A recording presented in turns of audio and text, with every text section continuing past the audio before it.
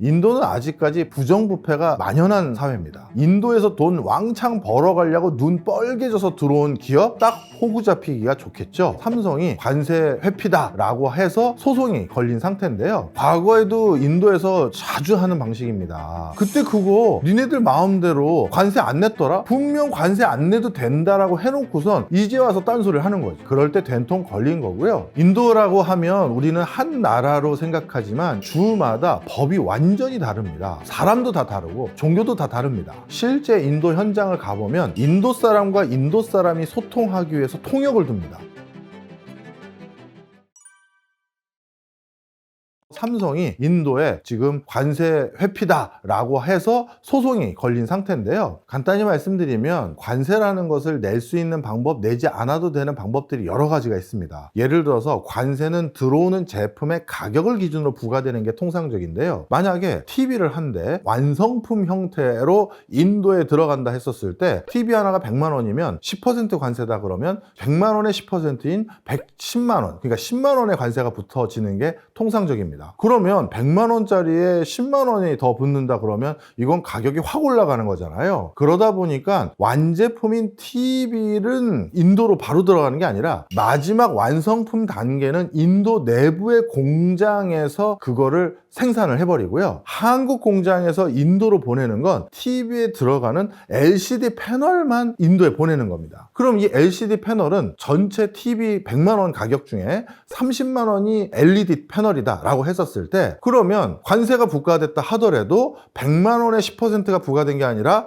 30만 원의 10%가 부과됐으니까 관세 부과 후에 TV 가격 상승은 100만 원에서 103만 원이 되니까 이 정도는 감내할 수 있는 것이죠. 그런데 만약에 이런 다양한 전법으로 관세를 피할 수 있는 경로들과 제품 어느 단계에서 보내서 거기서 마지막 패키징해서 그쪽에서 팔자 이런 식으로 관세를 우회할 수 있는 여러 방법들이 있습니다. 지금 이해를 쉽게 해드리기 위해서 아주 단순화시켜서 하나 말씀드린 거긴 합니다만 그런데 이걸 인도 입장에선 이렇게 걸 수도 있겠죠. 관세를 회피했네요. 원래는 그거 내려고 하는데 또 어떤 관점에선 모든 요즘 제품들은 여러 국가를 거쳐야 완성품이 돼요. 그러다 보니까 그 단계에 있는 중요 부품은 인도에선 생산할 수 없어서 한국에서 생산해서 보낸 겁니다. 이렇게 얘기해도 사실 충분히 납득하고 설득할 수 있거든요. 그런데 그거를 관세 회피다라고 해서 과징금을 때려버리면 또 때릴 수도 있는 게 사실입니다. 과거에도 인도에서 자주 하는 방식입니다. 특히 이게 또 어떤 것 때문에 자주 걸려드냐 하면요. 인도는 아직까지 부정부패가 만연한 사회입니다. 그리고 관료들에게 리베이트라고 하죠. 대놓고 백머니를 요구합니다. 언더테이블에서 언더테이블 머니를 요구해요. 너 이거 공장 지을 건데 그러면 내가 여기다 사인해야 공장 지을 수 있는데 얼마 줄 건데 이걸 요구하고요. 너 지금 하역장에 너희 제품들 잔뜩 하역해놨더라. 그거 내부로 들어오게 하려면 역시 내가 세관 도장을 찍어야 되는데 얼마 줄 건데 이걸 요구합니다. 그리고 그 과정에서 이번에 나한테 이걸 적지 않게 줬으니 관세 같은 건 필요 없어. 이런 식으로 분명 처리한다고 하고 담당 공무원이 그렇게 얘기를 했는데 그 다음 공무원이 왔었을 땐 전임자의 책을 잡고 자기가 그 자리를 가야 되거나 정권이 바뀌기도 하고 그리고 지자체가 앙심을 품는 경우도 있습니다. 그런 여러 가지 이유로 갑자기 유권 해석을 달리하는 거예요. 그때 그거 니네들 마음대로 관세 안 냈더라? 분명 관세 안 내도 된다라고 해놓고선 이제 와서 딴소리를 하는 거죠. 그랬을 때 언더테이블 머니를 충분히 주지 않았던 아니면 해당 지자체에서 공장을 빼서 다른 지자체로 가려고 했더니 그 해당 지자체 사회에서 이제 돈 내 이런 식으로 요구한다든가 뭐 정말 우리가 생각하기에는 상도위에 벗어나는 일들이 비일비재한 곳이 인도입니다. 그래서 우리 기업만이 아니라 중국뿐만 아니라 독일을 비롯한 많은 해외 기업들이 지금 이런 비슷한 사례를 경험하고 있는데요. 앞으로 인도 시장은 정말 주목도가 높아지고 있고요. 우리나라 대표적인 기업들도 지금 인도의 비중을 더욱더 크게 늘려가고 있습니다. 중국 비중이 줄어들 수밖에 없으니까요. 그런 과정에서 이러한 법률적 리스크, 정책적 리스크에 대해서 대비가 필요합니다. 앞으로 이런 일들은 여기저기서 터질 가능성이 높은 게요. 왜냐하면 적지 않은 국가들이 코로나 때 지출했던 그 엄청난 재정 지출을 어떻게든 커버를 해야 됩니다. 그런데 그 돈을 어디서 커버할 것이냐? 내국 국민들에게 세금 올린다고 했었을 때 어느 국민이 좋아할까요? 정치가들은 어느 국민들에게도 부동산세 올려드리겠습니다, 재산세 올리겠습니다, 상속세 올리겠습니다, 소득세 올리겠습니다 이렇게 얘기하고 당선되기를 희망하는 건 이거는 정말 그런 묘수 있으면 꼭 우리 정치인들도 배웠으면 좋겠는데 그런 거 쉽지 않죠. 따라서 이 우리 큰 소비시장 인도에서 돈 왕창 벌어가려고 눈 뻘개져서 들어온 기업 딱 호구 잡히기가 좋겠죠. 그래서 그런 기업들에게 아무리 봐도 지금 이거 우회된 건데요, 관세 내세요 라고 윽박 지르기가 쉬운 겁니다. 그럴 때 된통 걸린 거고요. 그리고 또 한 가지 사례를 말씀드리면 러시아에서 대한항공도 지금 몇 천억 원대 벌금을 물어야 됩니다. 러시아 같은 경우도 똑같죠. 지금 전쟁 비용으로 엄청난 자금을 다 지출했는데 이거 벌충해야 되는데 대한항공은 무슨 죄가 있느냐? 러시아 모스크바에서 화물을 하역했다가 다시 싣고 그걸 바탕으로 유럽을 가는 그런 경로가 있었는데 그 과정에서 하역을 한번 했으면 러시아 세관원에게 검사를 받아야 되는데 국제사회에서 그동안 통상적으로 잠깐 내려놨다가 다시 실는 거에 대해서 왜냐하면 거기서 다시 판매하는 게 아니니까요. 그런 거라서 검사를 안 받았는데 그 금액이 누적되다 보니 그동안 누적된 거 한 번에 청구한 거예요. 또 한 가지 측면은 분명 러시아도 지금 돈이 필요한 상황입니다. 따라서 국제사회에서 돈이 필요한 적지 않은 국가들 그리고 그 나라에서 장사를 할 수밖에 없는 우리나라 초글로벌 대기업들 이들 기업들에게 적지 않은 이런 소송들, 줄 소송들이 앞으로도 있을 수 있다 이렇게 말씀드릴 수 있습니다.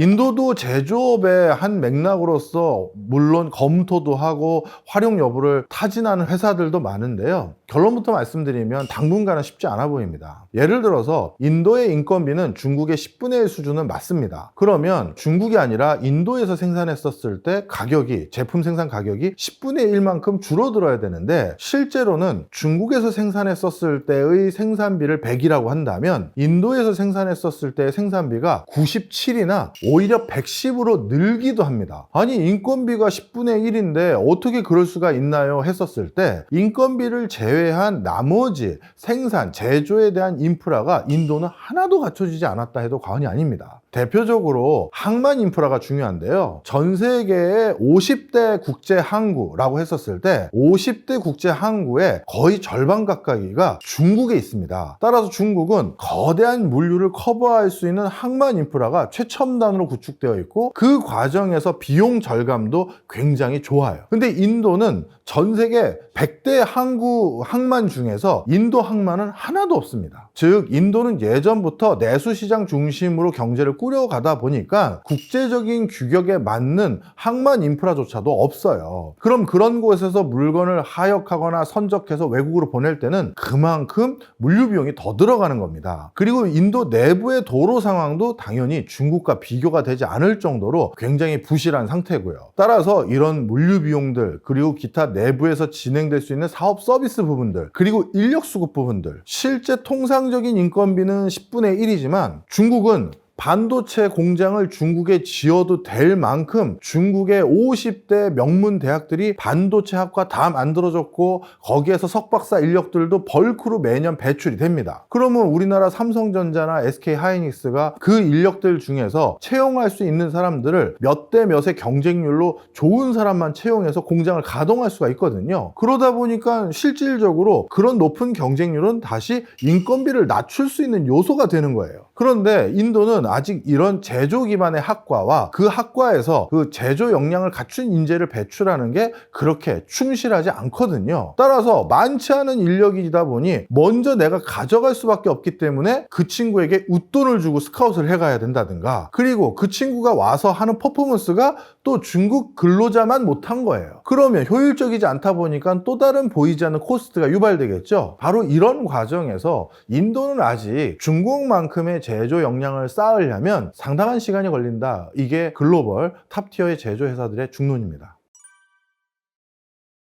인도라고 하면 우리는 한 나라로 생각하지만 인도는 국가에서 공용어로 인정하는 것만 50개가 넘어요. 그래서 실제 인도 현장을 가보면 인도 사람과 인도 사람이 소통하기 위해서 통역을 둡니다. 왜냐하면 이쪽 지역의 언어를 모르기 때문이에요. 그리고 인도는 주마다 법이 완전히 다릅니다. 인도의 특정 주는 합법적인 선거로 공산당이 다수당인 지자체도 있어요. 그럼 공산당이 다수당인 지자체에서 사유재산이나 인센티브 제도나 성과급을 얘기한다? 말이 안 되는 거죠. 사회주의 제도, 공산주의 제도는 일반적으로 그냥 다 같이 페어한 걸 더 중요시 여기잖아요. 그런데 거기서 저 열심히 일했으니까, 아니면 명절이니까 성과급 좀 더 주십시오, 이런 것들은 맥이 안 맞을 수가 있거든요. 자, 결론은 무엇을 얘기하고 싶은 거냐면요, 주마다도 세법과 상법과 제도가 다 다르고요, 그리고 사람도 다 다르고 종교도 다 다릅니다. 물론 모리 총리 이후 계속되는 개혁을 통해서 지자체마다 차이가 너무 큰 거에 대해서 상당히 많은 부분 개선이 이루어진 건 사실입니다. 하지만 아직도 갈 길이 먼 것도 사실입니다.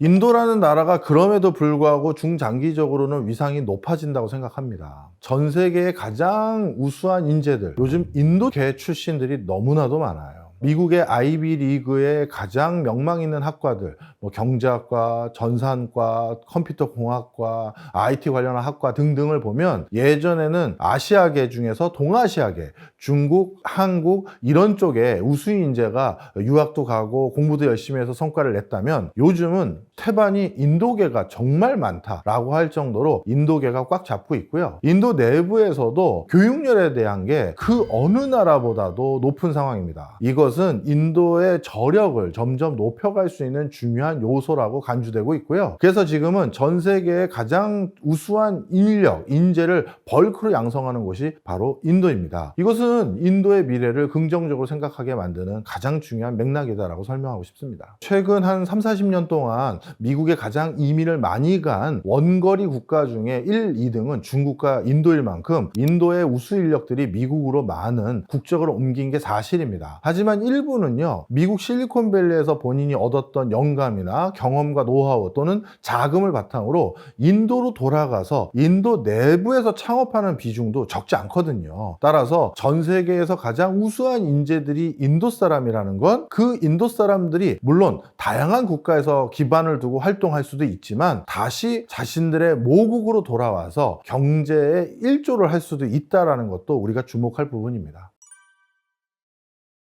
사실 소비시장으로서 지금 잠재적인 여지가 있는 곳이 남아있는 게 인도밖에 없습니다. 일단 소비시장으로서 충분한 규모감을 실현하려면 인구수가 많아야 되는데, 이제 인도는 중국보다 인구 숫자가 더 많은 나라로 바뀌어버렸고요. 그리고 그 인구수가 30살 이하, 즉 호기심 어린 왕성한 소비 여력이 있는 계층들이 가장 많은 곳이 또 인도입니다. 그리고 인도는 성장률이 워낙 높기 때문에 앞으로 인도의 1인당 국민소득도 더욱더 높아질 가능성이 많이 있는 것이죠. 따라서 이런 여러 가지 상황들이 맞물려서 인도에서 뭔가 새로운 활로를 모색하고자 하는 국제적인 분위기가 많은 상황이고요. 그런데 인도는 1인당 국민소득이 아직 중국의 몇 분의 몇 밖에 안 될 정도로 낮은 수준일 뿐만 아니라 아직 소비 지출의 여력도 안 좋은데, 그런 인도에서 성과를 낼 수 있을까요? 라고 질문하시는 분들이 계신데요. 인도 전체의 국민소득은 당연히 낮습니다만 인도의 상류층, 예를 들어서 초상류층과 인도에서 나름 그래도 중산층 이상에 해당되는 숫자라고 해도 거의 1억 5천에서 2억 명에 해당되는 숫자거든요. 따라서 그런 숫자들이 가지고 있는 소비 여력은 인도 전체 평균과는 또 다르겠죠. 따라서 그들을 대상으로만 서비스를 해가면서 점점 범위를 넓혀가는 것이 지금 다국적 기업들의 전략 전술입니다. 한국은 인도에 대한 관심이 지속적으로 늘어오고 있고 많은 어떤 사업의 기회를 모색하고는 있는데요. 그동안 사실 인도에 대한 이해가 그에 준할 만큼 충실하지는 못했다고 생각을 합니다. 지금도 인도 현지를 이해하는 데 필요한 여러 인력들이 많이 부족해서 그것 때문에 고생들을 많이 하고 있는 상황인데요. 인도가 정말 미래에 우리의 중요한 중요한 시장이라면 예전에 우리나라에서 중국어 회화 공부하거나 중국 유학 열풍이 있거나 그럴 만큼 인도에 대해서도 전문가들이 많아져야 되는데 아직 그 정도 전문가들은 많지 않거든요. 따라서 우리 사회에도 인도와 관련된 전문 인력들이 또는 현지 지역 전문가가 점점 많이 늘어나야 되는 상황이 아닌가, 저는 이렇게 생각하고 있습니다. 한국은 무엇보다도 수출을 통해서 먹고 사는 국가이기 때문에 지금의 우리의 경제력을 계속 유지하기 위해서는 당연히 수출의 새로운 활로를 모색해야 됩니다. 근데 미국과 중국의 패권 경쟁이 적어도 한 10년 이상, 20년 가까이 지속될 것으로 보여지거든요. 그럼 그런 과정에서 우리가 이 양 국가의 싸움에, 고래 싸움에 새우등 터지지 않으려면 우리만의 버퍼가 돼줄 수 있는 제3진영의 경제 비중을 늘려놔야 됩니다. 그런 가장 좋은 대상지는 인도라는 점을 우리가 기억해야 될 것 같습니다.